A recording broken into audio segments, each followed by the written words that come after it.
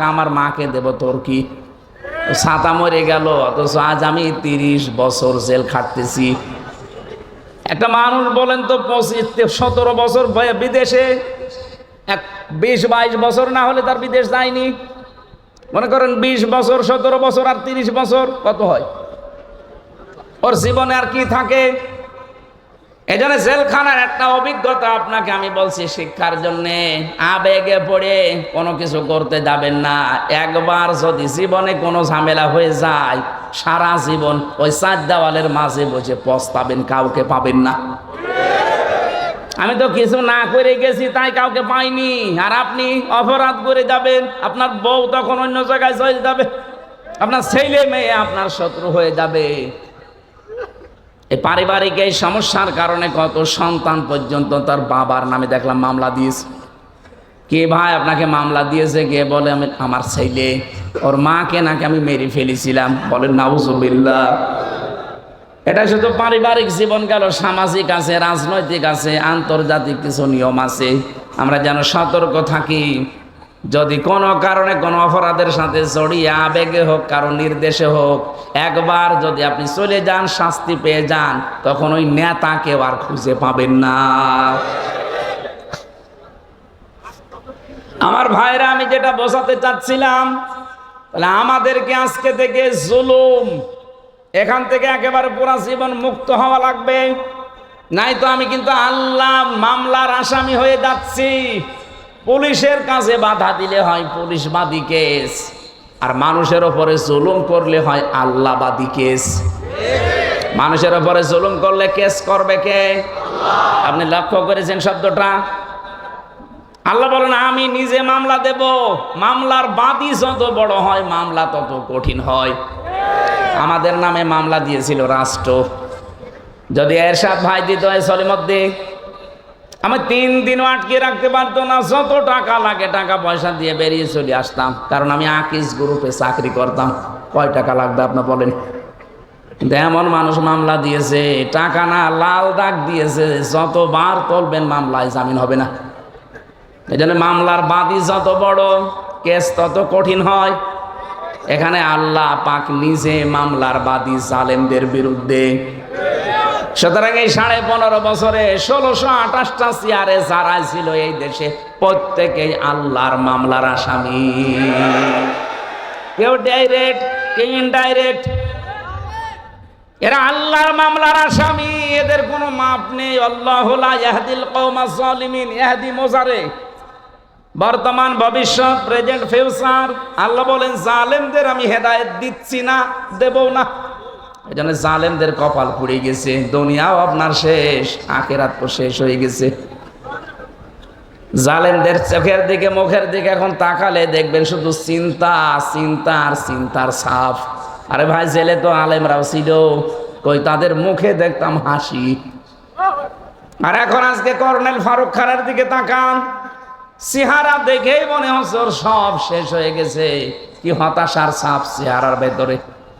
কোরআনে কারিম আল্লাহ 1500 বছর আগে ওদের এই মুখের ছাপের কথা জানিয়েছে। আল্লাহ পাক বলেন সূরা আনামের 44 নম্বর আয়াতের মাঝের অংশে এটা আছে, হাত্তা ইযা ফারিহু বিমা উতু আখাযনাহুম বাগতাতান ফাইদাহুম মুবলিসুন। ওরা যখন আল্লাহর দানকৃত নিয়ামত পেয়ে আনন্দে আত্মহারা হয়েছিল, হঠাৎ করে আমি আল্লাহ তাদেরকে ধরলাম। এদেরকে ধরেছে কে? আল্লাহ। ছাত্র জনতা মিলে শুধু ধরে নাই, আল্লাহ বলেন আমি ধরেছি ওদেরকে। ফাইদাহুম মুবলিসুন, ওরা হতাশ হয়ে গেছে, ওরা নিরাশ হয়ে পড়েছে। ওদের চেহারার দিকে আপনি তাকিয়ে দেখবেন যত রকমের চিন্তার ছাপ এই চেহারার ভেতরে ফুটে উঠেছে। ইন্নামা নুমলি লাহুম লিয়াজদাদু ইসমা ওয়া লাহুম আযাবুম মুহিন। মানুষের পাপ যখন পরিপূর্ণ হয়ে যায়, তখন আল্লাহ তাদেরকে অপমানজনক শাস্তি দেয়। অপমান তো এরকম, মাথায় তো দড়ি আমারও দিয়েছিল, ওদের ওয়াইজ মাথায় দড়ি। ওদেরকে দেখলে মানুষ পচা ডিম মারছে, আর আমাদের মাথায় দড়ি দেখলে পুলিশ পর্যন্ত কাঁদতো। এক কথা বলছে না কেন? নিজে দেখেছি, হয়তো বাধ্য হয়ে পারতো না কিছু করতে, কিন্তু কাঁদতো। সিসি ক্যামেরার কারণে ওইদিকে তাকিয়ে চোখের পানির দিকে দেখতাম, কাঁদতেছে। আচ্ছা হুজুর, আপনাকে একটু আমি সিঙ্গাড়া কিনে দেবো, ওই যে সিসি ক্যামেরায় ওই শয়তানরা দেখতে পাচ্ছে, ও দেখলেই আমার চাকরি চলে যাবে। কিন্তু আমার সহ্য হচ্ছে না, আমার মনে হয় চাকরি ছেড়ে চলে যায়, কিন্তু উপায় নেই বলে আমি করছি। কিন্তু আপনি আমারে মাফ করে দিয়ে। না, আপনার আর কি। আমার মাথায় দড়ি দিয়ে নিয়ে আমি হাসতাম, জালেমদের কাজ কারবার দেখে। কি করছে এরা, শুধু দড়ি দেয়নি, হাতে হ্যান্ডকাপ পেছনে বেঁধে দিত, মাজায় দিত দড়ি, হাত পায়ে দিত ডান্ডা বেড়ি, মাথার উপরে দিয়েছে সেই লোহার টুপি, বুকে দিয়েছে সেই বুলেট প্রুফ জ্যাকেট। মনে হচ্ছে যে কি নিয়ে যাচ্ছে, অথচ কিছুই না। একটা ভীতিপূর্ণ অবস্থান তৈরি করে আলেমদের সাথে অস্ত করত, যেন পরবর্তী প্রজন্ম ভয়ে কেউ আলেম হতে না চায়। জালেমদের কিন্তু জাতে মাতালো তালে ঠিক আছে, ওরা এমন এমন অবস্থা করতো। আরে ভাই, আপনি আল্লামা মামুনুল হককে আপনি জেলে রাখবেন, রাখেন, যে এত ফষ্টি নষ্টি করার দরকার কি? কি অবস্থায় তারা নিয়ে যেত দেখেছেন? হুইল চেয়ারে করে, লোকটার মাথায় ব্যথা, হাঁটতে পারে না, পায় হাতের মধ্যে সেই। রিমান্ডে তো আমি ছিলাম, আমি বুঝেছি আপনারা কি করেন। বিভিন্ন অস্ত্র নিয়ে এসে বলতো যে এইগুলো দিয়ে আমরা নখ তুলি। কিছু কিছু মানুষের আমি দেখেছিলাম এত বড় বড় নখ হয়ে গেছে, ওই যাদেরকে আয়না ঘরে রেখেছে, তাও তো এটা 2 নাম্বার। আসলটা যারা আছে এত বড় বড় নখ হয়ে গেছে, চুল দাড়ি গব দেখলে মনে হচ্ছে ওরে বাবারে জঙ্গল থেকে বেরিয়ে আসতেছে। এই নখ দিয়ে দেওয়ালের সাথে খুশিয়ে খুশিয়ে লিখে রাখতো কাটা কাটা অক্ষরে যে ভাই, যদি কেউ বাইরে যেতে পারেন এই নাম্বারটা একটু জানাবেন যে নাম্বারের লোকটা এখনো বেঁচে আছে। কি করেছেন আপনি বলেন তো? আর আপনি বলেন আমি কি করেছি, আমার পালানো লাগলো, কি করেছেন আপনি টের পাচ্ছেন না? আপনার পাপের বোঝা পরিপূর্ণ হয়ে গেছে, এই জন্য তো আল্লাহ এত অপমান করছে। বিচারপতি মানিকের মতো এরকম একটা হারামি, ওরে বিচারপতি বানিয়ে পুরাটাই অবিচার করেছে। আল্লাহ পাকও দেখিয়েছে, কলার পাতায় শুয়েছে ওরে, ওর বিচি উড়ে গেছে, সংসার করার কাজ শেষ। দেখেন কবে শুনবেন যে ওর বউ চলে গেছে, কারণ বিচি না থাকলেও বউ থাকবে। আযাব মহিন শুধু পড়েছি, এটা আমি দেখলাম নিজের চোখে যে আল্লাহ অপমান করে কি করে। এই কথা বলে না কেন? এজন্য আমি আবার বলছি, আমরা যারা আছি সাবধান, যদি আগামীতে চেয়ার পানও জুলুম করবেন না।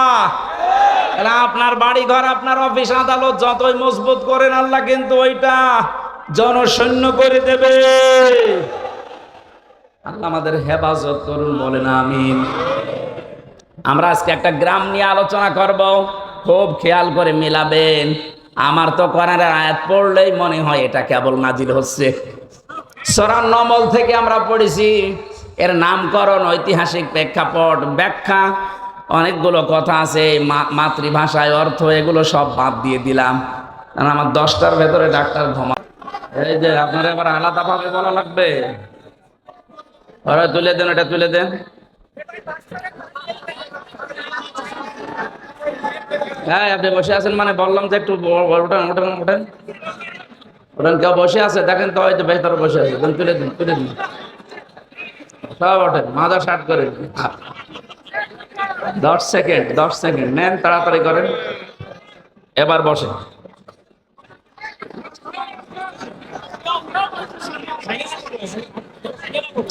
না না, এত দেরি কবে কেন বসতে? ধরে ধরে বসেন।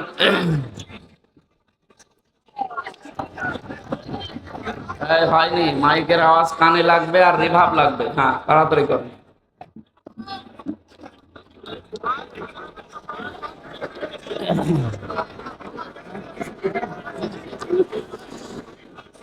আলহামদুলিল্লাহি রাব্বিল মাশরিকাইনি ওয়া রাব্বিল মাগরিবাইন আল্লাযী খালাকা কুল্লা শাইইন যাওজাইন ওয়া আওজাবা আলাইনা আল ইহসানা বিল ওয়ালিদাইন ونشهد أن لا إله إلا الله وحده لا شريك له وأشهد أن محمدا عبده ورسوله سيد الكونين صلى الله عليه وعلى آله وصحبه وأتباعه أجمعين ليلا ونهارا في الطرفين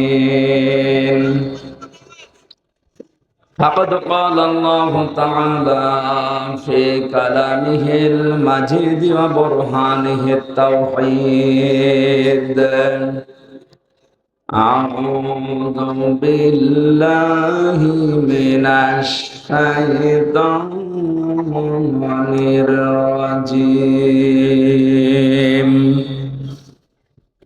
بسم الله الرحمن الرحيم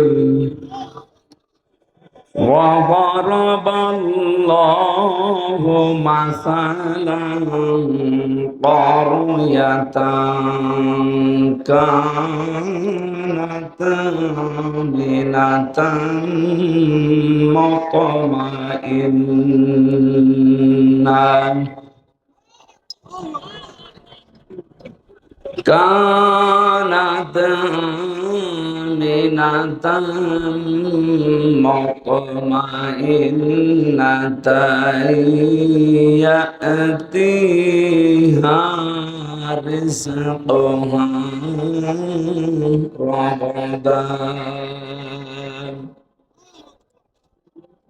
رغدا من كل مكان فكفرت بأنعم الله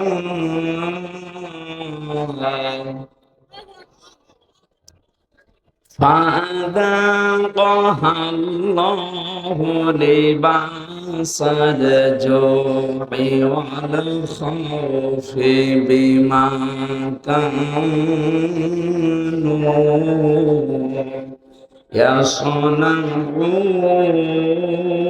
يصنعون صدقت يا ربنا اللهم صل على سيدنا مولانا محمد وعلى آل سيدنا مولانا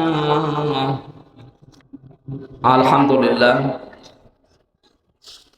ঢাকা জেলা মিরপুর 1 সরকারি বাংলা কলেজ সংলগ্ন ময়দানে সরকারি নিউ সিটাই বাবা সজ্জানে মসজিদ কমিটির উদ্যোগে 22তম বাৎসরিক ঐতিহাসিক মহাবিশ্বের মহাবিশ্বয় আমাদের মালিক আমাদের মনিব মহান রব্বুল ইজ্জাত আল জালালের মুখের পবিত্র বাণী কোরআনে কারীম এ পবিত্র অনুষ্ঠানের সম্মানিত সভাপতি শ্রদ্ধাভাজন বড় ভাই জনাব মোহাম্মদ জসিম উদ্দিন সুমন, বিশেষ অতিথি জনাব আব্দুল গফুর সরদার, জনাব আবু তাহের মিয়া, জনাব মাহবুব আলম, সম্মানিত পরিচালক জনাব আব্দুল মান্নান চৌধুরী, এতক্ষণ যারা আলোচনা রাখলেন নন্দিত মুফাসসিরে কোরআন ইসলামিক চিন্তাবিদ মুফতি শাহিদুর রহমান মাহমুদাবাদী, কোরআনে কারীম থেকে তেলাওয়াত করেছেন সাতক্ষীরার কৃতি সন্তান, ইসলামিক ফাউন্ডেশন কর্তৃক নির্বাচিত জাতীয় পর্যায়ের শ্রেষ্ঠ ইমাম মুফাসসিরে কোরআন কারি মাওলানা ওবায়দুল্লাহ এরশাদ আতালাল্লাহু উমরাহু ওয়া বারাকাল্লাহু ফি হায়াতি, বলেন আমিন। মঞ্চে বসা উলামায়ে কেরাম, সামনে বসা মুসলমান ভাইরা, পর্দার আড়ালের সম্মানিতা মা এবং বোনেরা, প্রশাসনের ভাইরা, প্রাণ প্রিয় ঢাকাবাসী, আল্লাহর দরবারে শুকরিয়া জানাচ্ছি যিনি একটা জগদ্দল পাথর আমাদের বুকের উপর থেকে নামিয়ে দিয়েছেন।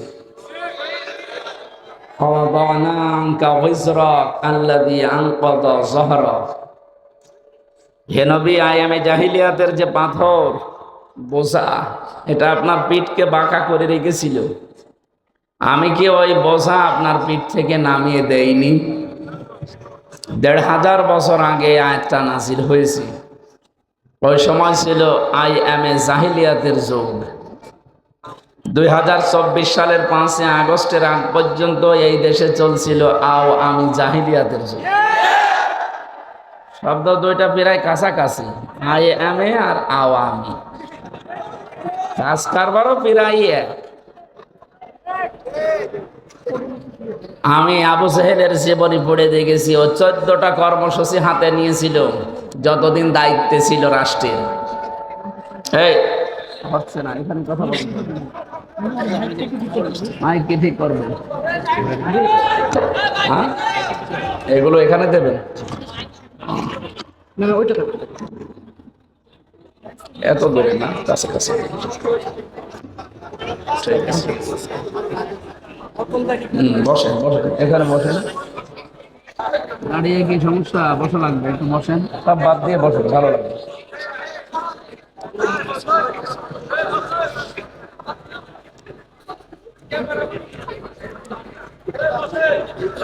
ও যতদিন পর্যন্ত দায়িত্বে ছিল, ক্ষমতা ছিল, 14টা কাজ করেছিল। আমি এই 15.5 বছরের সাথে মিলিয়ে দেখেছি, যারা পালিয়েছে 2 বোন একসাথে, ওরা 15টা কাজ করেছিল। ওদের চাইতে এরা এক কাঠি বেশি। যে আয়ামে আর আওয়ামী প্রায় একই। ওদের পাথর নবীজির বুক থেকে আল্লাহ সরিয়েছিলেন, পিঠ থেকে জহরকা, আর আমাদের বুকের ওপর থেকে আল্লাহ এ পাথরটা সরিয়েছে। আমরা এখন কথা বলতে পারছি। খলাকাল ইনসান আল্লামাহুল বায়ান। আমি মানুষ বানিয়েছি আর কথা বলা শিখিয়েছি। কথা বলা শিখিয়েছে নাকি ওনারা? বলতো এ মোবাইল কে দিয়েছে? মোবাইলে কথা বলি, আমার বাবার টাকা দিয়ে বসে মোবাইল কে দিয়েছে? আরে আল্লামাহুল বায়ান শব্দের ব্যাখ্যায় আমি দেখেছি, এই যে মানুষ কথা বলতে পারে, এটা পৃথিবীতে কেউ দেয়নি।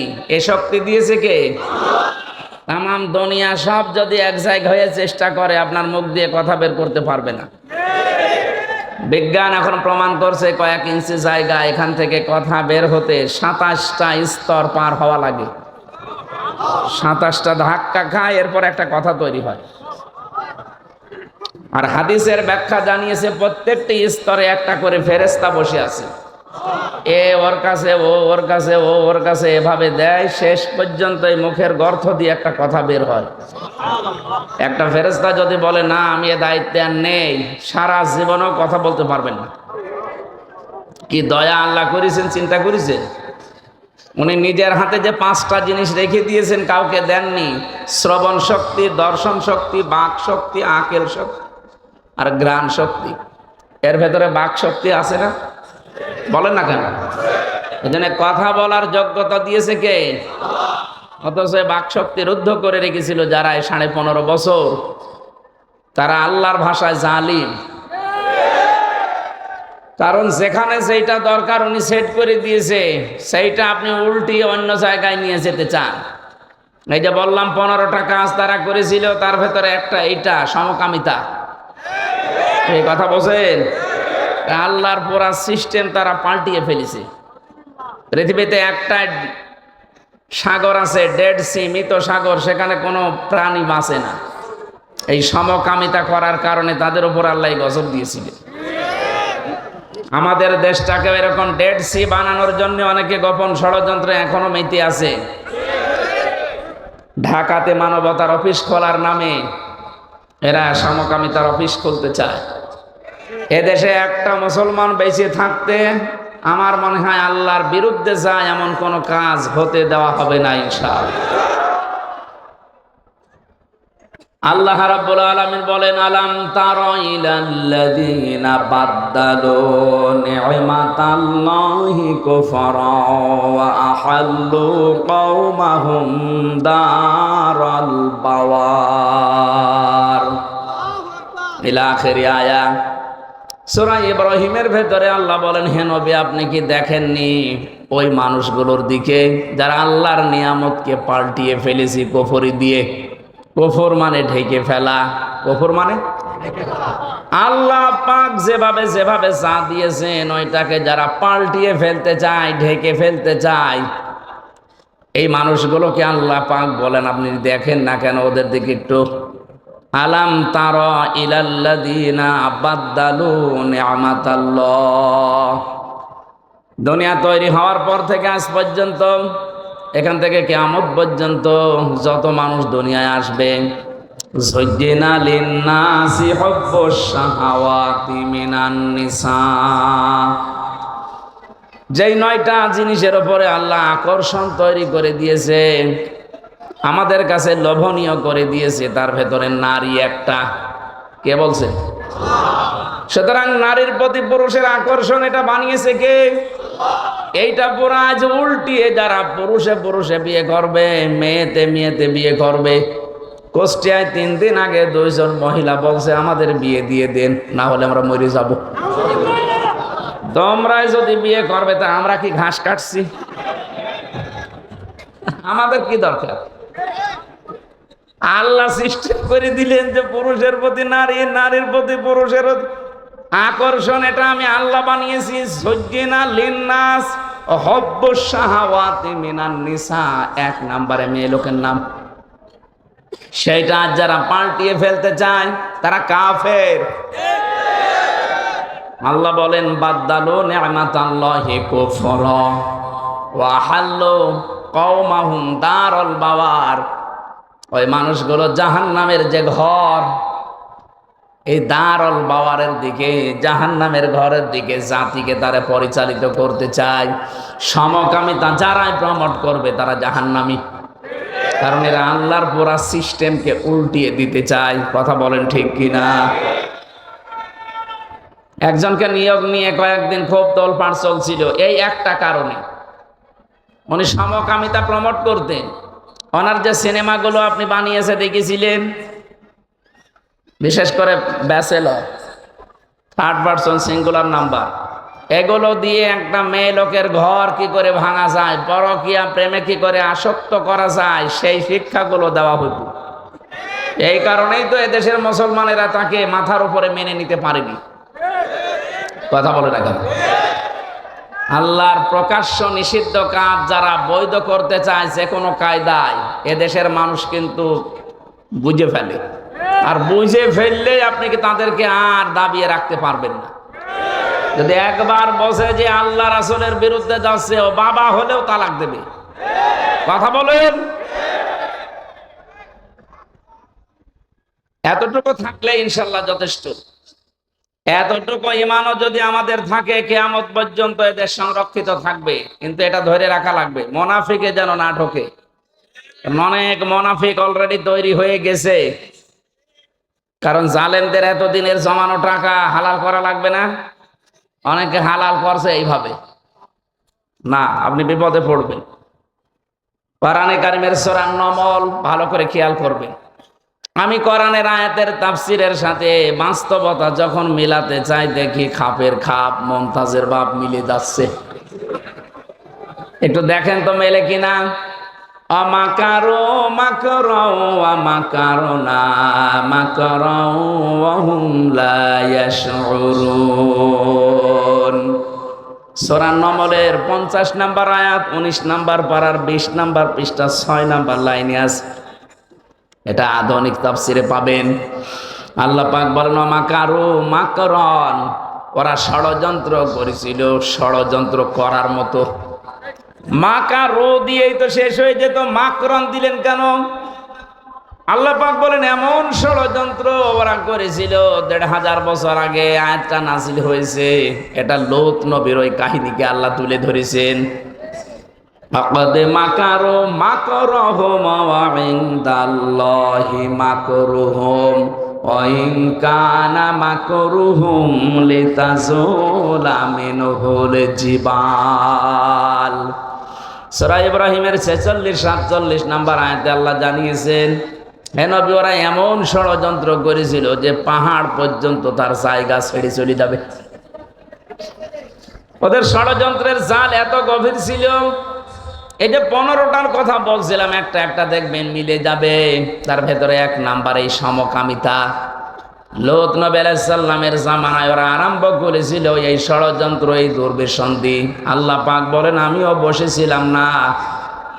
মাকারনা মাকরন, এখানে ফাইল কর্তা সরাসরি আল্লাহ নিজে। আল্লাহ বলেন, আমিও কৌশল করলাম। তাহলে কাফেররা যেটা করে ওইটা ষড়যন্ত্র, আল্লাহ যেটা করে ওইটা কৌশল। এক কথা বলছেন? গোয়েন্দা বিভাগের লোক আছে এখানে বহু।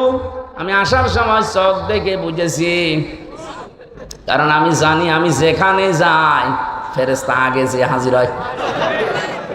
কিরামান কাতিবিন তো 2 জন আছে সাথে, আর ওরা আসে আরো 50-60 জন। আপনি এসেছেন ভালো।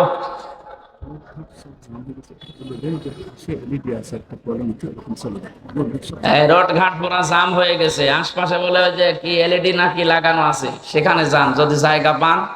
না এইভাবে থাক, কি করবেন, কোথায় যাবেন, চারিদিকে মানুষ। আমি যতদূর আসলাম তো মানুষই পেয়েছি। কোনো জায়গায় যাওয়া যাবে না, দাঁড়িয়ে আছেন, বসে আছেন, দরকার হয় জায়গা পেলে শুয়ে পড়েন, কিন্তু কথা বলবেন না। আমার অনুরোধ, কথা বলবেন না। 1 ঘন্টা সময় দেওয়া যাবে না। খেয়াল করে করে মিলাবেন, কোরআনের একটা শব্দ আপনাকে হেদায়েতের পথ বলে দেবে ইনশাআল্লাহ। আর মাঝে মাঝে একটু গল্প করে নেবেন নাকি? হ্যাঁ, একটু গল্প করে নেবেন, আপনার খুব জরুরি হলে গল্প করে নেবেন। আর এখান থেকে উঠে যাবেন শুধু প্রসাব পায়খানা আর বিড়ি খাওয়ার নেশা লাগলে। অসুবিধা নেই, বিড়ির নেশা লাগলে খেয়ে আবার চলে যাবেন। পুলিশের সামনে যেন আবার পড়েন না, ওরা টাকা নেবে। বিড়ির মাসলা ঢাকা বিভাগে একটু ঝামেলা আছে, এটা চট্টগ্রাম আর সিলেটে আবার আলাদা। ওরা অনেক ইমাম সাহেবও বিড়ি খায়। কে মাইক তো ঠিকই আছে।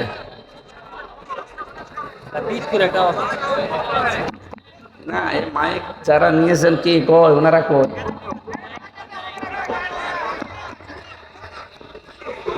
এই আওয়াজটা বন্ধ করে দিন। মাইকের দিকে তাকিয়ে আমার মনে হচ্ছে যে রওশনের স্বাদ প্রায় সবই নষ্ট হয়ে গেছে, চলছে আর কি। মাইকেল মধ্যে আছেন, একটু মাইকেল লাউডটা একটু কমাই দিবেন। কয় তারা কয় কি করেন কি? ঢাকা এভাবে থাকলে হবে? আপনাদের তো গ্রামে পাঠিয়ে দেবে। আওয়াজ হয় কেন? স্যার আপনি কি ঠিক আছেন? মাইক্রোফোন লাইনটা খুলে নেন। একদম মোটর বন্ধ, ওই শুরু থেকে এরকম হইতেছে। মাইকের প্যানেলে যান, মাইকের প্যানেলে গিয়ে তো বলেন মাইক্রোফোনটা বন্ধ করতে। কোনটা? হাসান ভাই নিচে মাইকের প্যানেলের ওখানে যান। মাইকের লোক মাইকের প্যানেলের ওখানে গিয়ে বলেন মাইকের নয়েজটা বন্ধ করতে। আমার ইনপুটে কোনো নয়েজ নাই, নয়েজ আউটপুটে মাইকে। কোনটা বন্ধ করব? সুবহানাল্লাহ, আলহামদুলিল্লাহ, লা ইলাহা ইল্লাল্লাহ। সুবহানাল্লাহ, আলহামদুলিল্লাহ, লা ইলাহা ইল্লাল্লাহ, লা ইলাহা ইল্লাল্লাহ।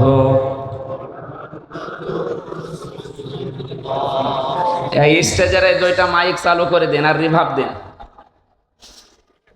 ঢাকাবাসী এখানে 2টা শব্দই কিন্তু এক, মাসদারও এক, কিন্তু ক্ষেত্রে আলাদা ব্যবহার। আল্লাহর ক্ষেত্রে হবে কৌশল, আর কাফেরদের ক্ষেত্রে ষড়যন্ত্র। আমি কেন বলছিলাম গোয়েন্দাদের কথা?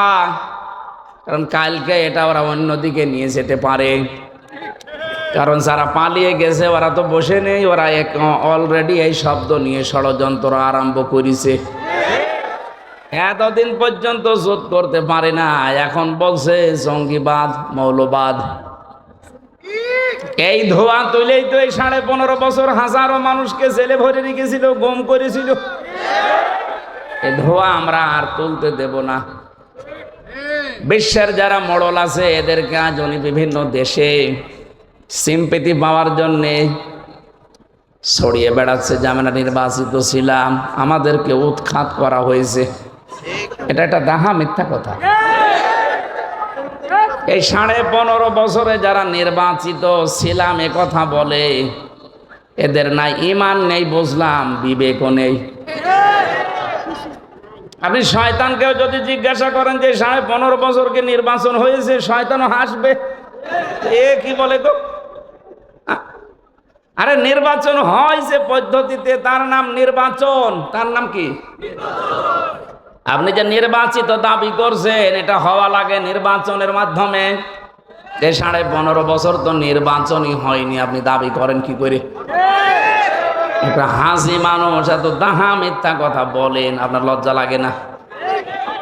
বেজানে আশা করছে আমিও যেহেতু হাসি, আমার নামে একটু ঝামেলা আছে। আপনাকে এই মিথ্যা শুনলে মানুষ তখন আর হাসি বলবে না, বলবে পাজি।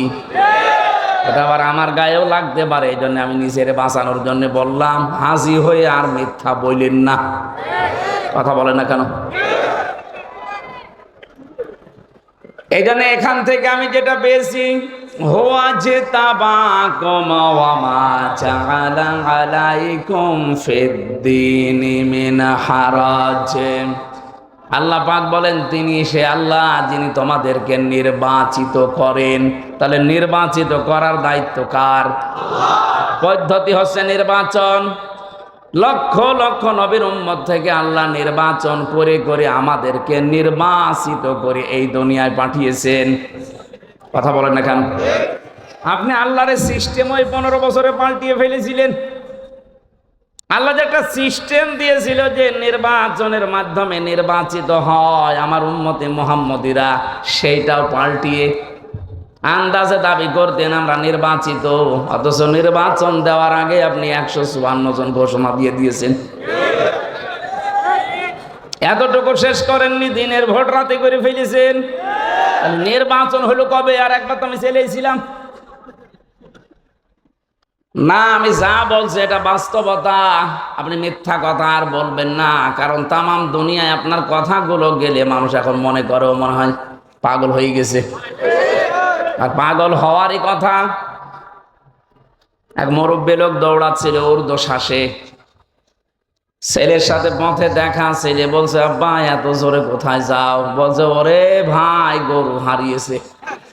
এর তো পাও না, গরু হারিয়েছে। চিন্তা করছে কি হইলো, বাবা আমারে ভাই বললো মানে? বাড়িতে এসে বলছে আম্মা আমি মরে যাব। কেন? আব্বা আমারে ভাই ডেকেছে। কি বলিস? মানুষের সামনে আব্বা আমারে ভাই বলিছে, আমি আর জীবন রাখবো না। ঠিক আছে আগেও আসো। বাড়িতে আসার পরে বলছো গো তুমি নাকি ছেলেকে ভাই বলে ফেলিস। বলছো ওরে মা গরু হারালে ওরকম হয়। 60-70 টাকার একটা গরু হারিয়ে গেলে যদি ছেলেকে ভাই বউকে মা বলে ফেলে, এত বড় বিশাল সাজানো বাগান হারিয়ে গেছে, ওর মাথা ঠিক থাকে? এই জন্যই তো মিথ্যা কথা বলছে। কি বলবে না বলবে এখন আর দিশা পাচ্ছে না। আমরা আশা করবো হাসি হয়ে যেন আর মিথ্যা কথা বলবেন না। হাসির পাত্র তো হয়েই আছেন সারা দুনিয়ায়। সারা দুনিয়ার মানুষ জানে যে 15.5 বছরে নির্বাচন হয়নি। কথা বলেন না কেন? আপনি গণতন্ত্র হত্যা করেছেন, আর আপনি এখন গণতন্ত্র মানুষ কন্যা সেজেছেন। আমার যেটা বলার জন্য আমি এ পর্যন্ত এসেছি, খুব খেয়াল করে শুনবেন। এই পৃথিবীতে ইসলাম প্রতিষ্ঠার জন্য ইসলামপন্থীরা যেটা করবে এটা হচ্ছে কৌশল, আর ওইটাই যদি কাফেররা করে ওইটা হবে ষড়যন্ত্র। এইটাই প্রমাণ।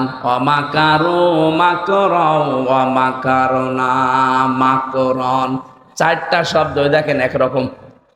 2টার ফাইল আল্লাহ নিজে আর 2টার কাফের। কাফেরদের বেলায় এই শব্দ হবে সন্ত্রাসী, আর আল্লাহর বেলায় হবে এটা জিহাদ। আমরা মুসলিমরা যা করি বিশ্বে অন্যায় দূর করার জন্য আমাদেরটা জিহাদ, আর আপনারা যা করছেন ওইটার নাম সন্ত্রাস। আল্লাহ পাক বলেন আমি নিজে ষড়যন্ত্র আমি কৌশল করেছিলাম। অহুম লা ইয়াশউরুন, ওরা টেরও পায়নি যে কিভাবে কি হয়ে গেল। ফানজুর কাইফা কানা আকিবাতু মাকরিহিম। আল্লাহ পাক বলেন, নজর করে দেখেন এই ষড়যন্ত্রকারীদের পরিণাম আমি আল্লাহ কি করেছিলাম। এবার যারা আলেম আছেন তাদেরকে বলছে আন্না দাম্মারনাহুম। আন্না এটার ফাইল আল্লাহ নিজে, দাম্মারনা এর কর্তা আল্লাহ নিজে, এরপর আবার হোম দিয়েছেন। আল্লাহ পাক বলেন আমি নিজে তাদের শিকড় কেটে দিয়েছি, ধ্বংস করে দিয়েছি। কওমাহুম আজমাইন, তাদের পুরা জাতিকে আমি শেষ করে দিয়েছি, জালেমদের। এবার একটা গোপন কথা বলছি, যেটা আমার মনে হয় 5 তারিখের সাথে মিলে যাবে। খুব খেয়াল করে দেখেন তো মেলে কিনা। এটা সূরা নমলের 52 নাম্বার আয়াতে আছে, ফাতিলকা বুয়ুতুহুম খাবিয়াতাম বিমা যালামু। এখানে তিলকার আগে ফা আছে। আরবি গ্রামার অনুযায়ী ফা শব্দটা 19টা অর্থে ব্যবহার হয়। কি আমি কি বানিয়ে বলছি? আলেম যারা আছে তারা তো জানবেন। আল্লাহ যেন তার এই কুদরতি আঙ্গুল এভাবে দেখিয়ে বলছে, বাংলার মানুষেরা এই সেই ঘর, এই সেই 1 বচন দেননি, বাইতুন না বুয়ুত, বহু বচন, এরপরে হোম দিয়েছেন। আল্লাহ বলেন এই সেই ঘর, এই জালেমদের ঘর এইগুলো। বিমা যালামু, এদের জুলুমের কারণে আমি আল্লাহ এই ঘরের অবস্থা কি করেছি জানেন? মাঝখানের শব্দ আছে খাবিয়াতান, গৃহ শূন্য করে দিয়েছে, ওজাড় গৃহ বানিয়ে দিয়েছে, জনশূন্য করে দিয়েছে, মরুভূমি বানিয়ে দিয়েছি, নিকৃষ্ট এবং পদদলিত বানিয়েছি। খাবিয়াতান মানে সার শূন্য করে দেওয়া। আপনি দেখেছেন আগস্টের 5 তারিখের পরে বিকাল 5টা বাজতে বাংলার যত জালেমের ঘর আর অফিস ছিল সব পরিত্যক্ত হয়ে গেছে। এটা করেছে কে? কাদের দ্বারা? এ দেশের জনগণের দ্বারা। আল্লাহ বলেন হে নবী এই সেই ঘরগুলো আপনি কি দেখতে পান না? এই সেই ঘর। খাবিয়াতান, আমি ওজাড় গৃহ বানিয়ে দিয়েছি, পরিত্যক্ত করে দিয়েছি। বিমা যালামু, এই জালেমদের জুলুমের কারণে। এই আয়াতটা যে কত বাস্তব এটার প্রমাণ আপনি দেখবেন কুষ্টিয়ার হানিফ সাহেবের বাড়ি। এই 3 দিন আগেও আমি আসার সময় দেখলাম বাড়ির পায়খানার প্যান পর্যন্ত মানুষ খুলে দিয়ে চলে গেছে। এখন ওইটা জাতীয় টয়লেট হয়ে গেছে। একবারে 8-10 জন করে যাচ্ছে আর বিভিন্ন দিকে মুখ দিয়ে আল্লাহ রাস্তায় কাজ করছে। মানুষের জামাত বদ্ধ হয়ে শুরু হয়েছে। আমি চিন্তা করলাম 8-10 জন একসাথে যাচ্ছে কি করে? কারণ আছে।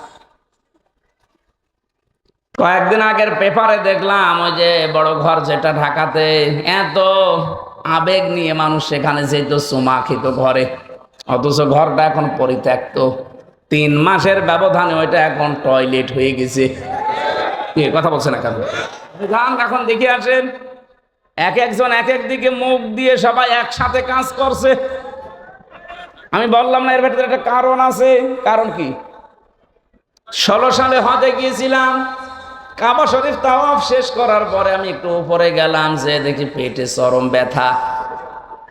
এক পুলিশকে ডাক দিয়ে বললাম, ইয়া সাদেক টাল, ভাই বা বন্ধু, এতক্ষণ আমার ভালোই লাগছিল, হঠাৎ আমার পেটে ব্যথা, খুব যন্ত্রণা করছে, এখানে ফার্মেসি কোথায়? আমার এখন পেটে ব্যথা করছে, কারণ কি? ফার্মেসিতে যাওয়া লাগবে, আপনি একটু দেখিয়ে দেন আমারে। পুলিশ আমারে বলছে, ইয়া হাজিউল হজ্জা তাই না বিলাদুকা, ও হাজি দেশ কোথায়? যে তুমি বাংলাদেশ। বাংলাদেশ থেকে এসেছি। পুলিশ আমারে ওর ভাষা দিয়ে বলছে, হাজি আপনি জানেন না এটা কোন জায়গা? না তো। আবু জেহেলের বাড়ি, আপনি এখনো পায়খানা না করে দাঁড়িয়ে আছেন, তাড়াতাড়ি করেন। পায়খানা করে দেখি সত্যি আমার পেটের ব্যথা ভালো হয়ে গেছে।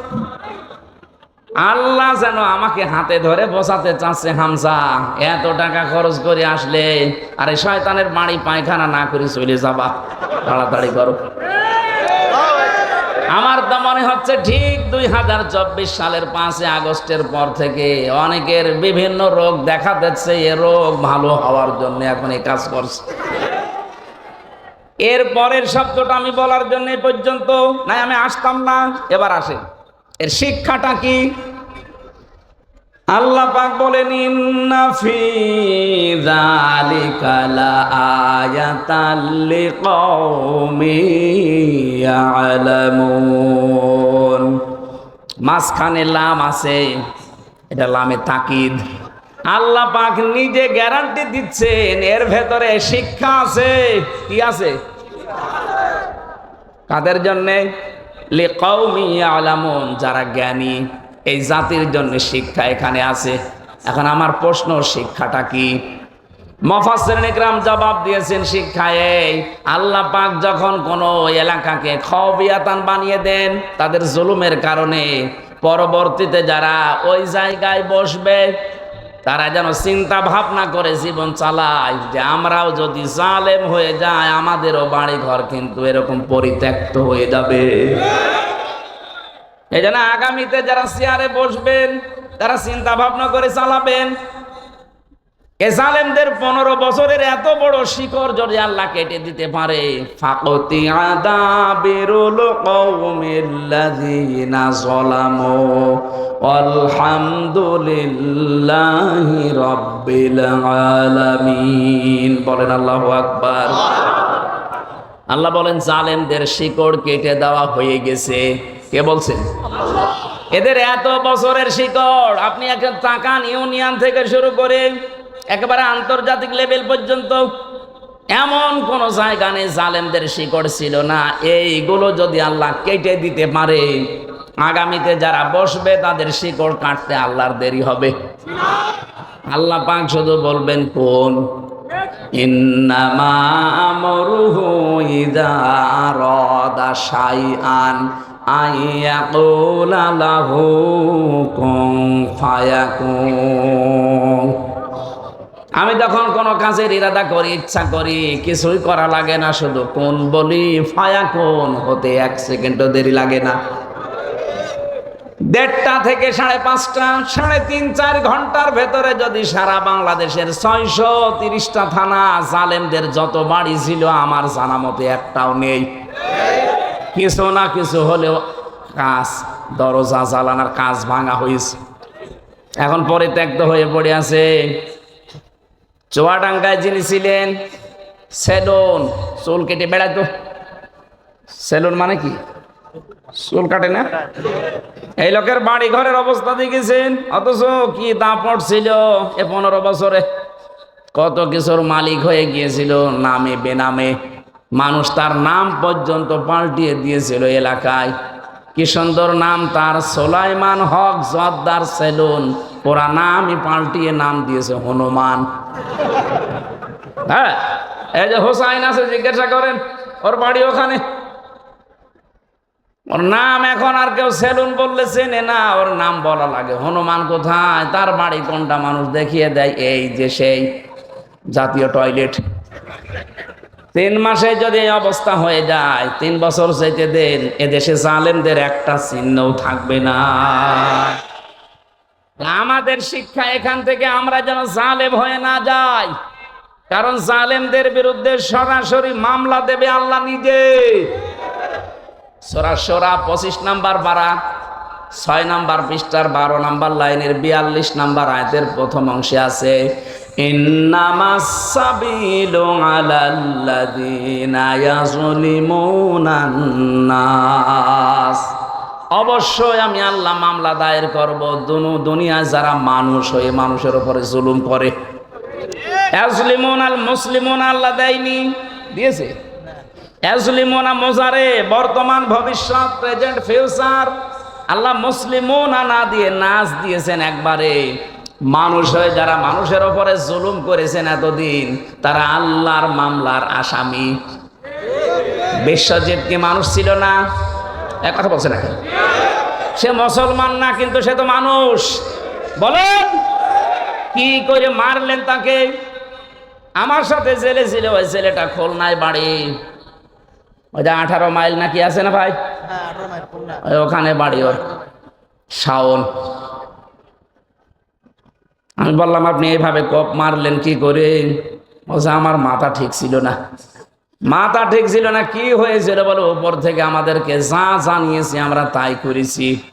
ও ছেলেটা বারবার বলছিল ভাই কিসের জামাত কিসের শিবির, আমি মুসলমানই না, আমি আপনাদের মতো হাফ হাতা না, আমি ফুল হাতা। হ্যাঁ ও ফুল হাতা না, আমি এটা ওর কাছ থেকে ওই দিন শুনেছিলাম। আমাদের যিনি জেলার ছিল দেবদুল্লাহ আলো, সেই দিনই আসতো, তখনই মানুষ চিল্লিয়ে উঠতো যে ফুল হাতা আসতেছে। তার মানে ও তো মুসলমানই দেয়নি, এই জন্য ফুল হাতা আর আমরা হাফ হাতা। ও বলেছে যে ভাই আমি মুসলমান না, আমি শিবির না। কিসের শিবির কিসের জামাত, আমি হিন্দু মানুষ। তারপর আমরা ছাড়ি নাই। কি করলেন আপনি এই কাজটা করে? এখন তো ফাঁসির আসামি থেকে যাবজ্জীবন 30 বছর জেল খাটা লাগবে। জীবনটা শেষ হয়ে গেল জেলখানায়। যে আমি এতটুকু অনুধাবন করেছি, অন্যায় করার পরে যদি সাজা হয়ে যায় তার পাশে আর কেউ থাকে না, তখন অনুশোচনা আফসোস করা ছাড়া সারাটা জীবনে আর কিচ্ছু নেই। এখন যিনি জল্লাদের দায়িত্বে আছে, আগে তো শাহজাহান জল্লাদ ছিল, এখন যিনি দায়িত্বে আছে ওর বাড়ি চট্টগ্রামে। এই লোকটা আমার সাথে মাঝে মাঝে দেখা করতো, বলতাম ভাই উনি যেহেতু চেকার ছিলেন, চেক করতেন মোবাইল আছে কিনা। ডাক দিয়ে একদিন বললাম ভাই কি কয় বছর? বলে আমার মামলা সে এমন কঠিন না, বউ এক থাপ্পড় দিয়েছিলাম, ও ছাতা মরি গেছে। আমি 17 বছর না কত বছর যেন বলে সৌদি আরবে ছিল, এরপরে বিয়ে করেছে। বিয়ের পরের বছরে ওর বর সাথে গন্ডগোল, কি ওর স্ত্রী আর ওর মার সাথে মিল নেই। আজ হাজারো পরিবারগুলো শুধু স্ত্রী আর শাশুড়ি এদের মিল না থাকার কারণে ভেঙে যাচ্ছে। মাঝখান থেকে ছেলেরা রোগী হয়ে যাচ্ছি আমরা। কি কথা বলেন না কেন? এই পুত্রবধূর মন যদি আমার মনে হয় ব্রড মাইন্ডের হতো, ন্যারো মাইন্ডের না হয়ে কোনো সন্তান বাংলাদেশে আলাদা হতো না। বৃদ্ধাশ্রম বানানো হচ্ছে এখন জেলায় জেলায়। কালকেই যেখানে ছিলাম ঝিনাইদহ শৈলকুপা একটা বৃদ্ধাশ্রম উদ্বোধন করে আসলাম। সেদিন গিয়েছিলাম নীলফামারী কিশোরগঞ্জ থানা, বলে চলেন বৃদ্ধাশ্রম দেখে আসি। যে দেখি এই কোলে 20 জন, এই কোলে 20 জন মা আর বাবা বসে আছে। এদের চোখের দিকে তাকিয়ে আমি বুঝেছি প্রতিটি সন্তান তা প্রতিটি মা বাবা ছেলে মেয়ের জন্য বরদোয়া দিচ্ছে।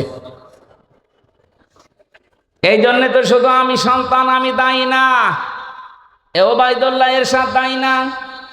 আমার এই মাকে বাবাকে বৃদ্ধাশ্রমে রাখা, আলাদা করে দেওয়া, এর পেছনে দায়ী 100 ভাগের 80 ভাগ আমার বউ। কথা বলে না কেন? ওর যেন সহ্যই হতে চায় না, অথচ ওর নিজের মা বাবা যদি সারা জীবন থাকে একটা কথাও বলে না। কেন স্বামীর মা বাবাকে নিজের মা বাবার মতো মনে করা যায় না? মেয়েরা এসেছে।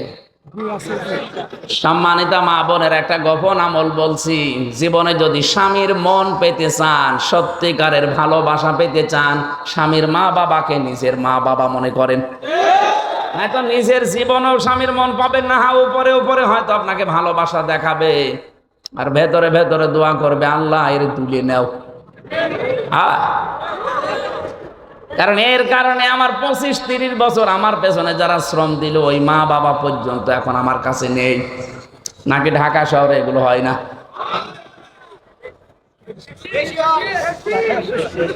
ঢাকাবাসী কোন মহিলা কোন স্ত্রী যদি চায় যে আমার স্বামী আরো বেশি দিন বেঁচে থাক, আমার স্বামীর সম্মান, আমার স্বামীর সন্তান, আমার স্বামীর প্রভাব প্রতিপত্তি, টাকা পয়সা এগুলো আরো বেড়ে যাক, নবীজি বলেন ওই মহিলার উচিত তার স্বামীকে সব সময় তাকিদ দেওয়া, স্বামী তুমি যাই করো না কেন রক্তের সম্পর্কগুলো অটুট করো। তুমি তোমার ভাইয়ের সাথে সম্পর্কটা ঠিক রাখো, তোমার বোনের সাথে সম্পর্ক ঠিক রাখো, মা বাবার সাথে সম্পর্ক ঠিক রাখো, তোমার চাচা চাচি ফুফা ফুফি এদের সাথে সম্পর্ক ঠিক রাখো, কারণ এদের সাথে সম্পর্ক রক্তের। কিসের? অথচ এদের সাথে আর সম্পর্ক খারাপ করার পেছনে দায়ী এই বউগুলো। আরে বউগুলোকে পিন দেয়, ঔষধ দেয় ওই বোর মার, ওর বড় বোন, ওখান থেকে শুধু ঔষধ পাঠায়। ওই আর কতদিন থাকবি, আলাদা হয়ে যা। আমার মনে হয় ঢাকাতে এরকম কিছু হচ্ছে, এই জন্য এত আওয়াজ দিচ্ছে। কার কার বউ এরকম ছোট মনের, একটু হাত তোলেন তো। এই না আছে, এই যে কোন জাহান্নামে আছে আপনি টের পাচ্ছেন না, আমি টের পেয়েছি। এটা ক্যামেরাটা একটু ওইদিকে ঘোরাও, ওরে তামাম দুনিয়ায় দেখাক যে আল্লাহর ওলি একটা পাওয়া গেছে। না ভাই, খুব ঝামেলা আছে। এতদিন পর্যন্ত মেয়ে লোক ক্ষমতায় ছিল, এই জন্য নারী নির্যাতনের আইন খুব কড়াকড়ি। চাচা এরশাদ একবার গিয়েছিল, কিন্তু পুরুষ নির্যাতনের আইন ও সাতা ছেলে করেনি। ও যদি একটু শক্ত আইন করে যেত তো পুরুষ নির্যাতনেরও আইন আছে। বলেন তো, এই যে জল্লাদটা, ও খালি একটা থাপ্পড় দিয়েছিল খালি সংশোধন করার জন্য। বউ শুধু কারণে অকারণে মায়ের সাথে তর্কাতর্কি করতো, মাকে কিছু দিলেই বউ রাগ করতো। শেষ পর্যন্ত বলছে, আমি যে একটা থাপ্পড় দিলাম, যে আমার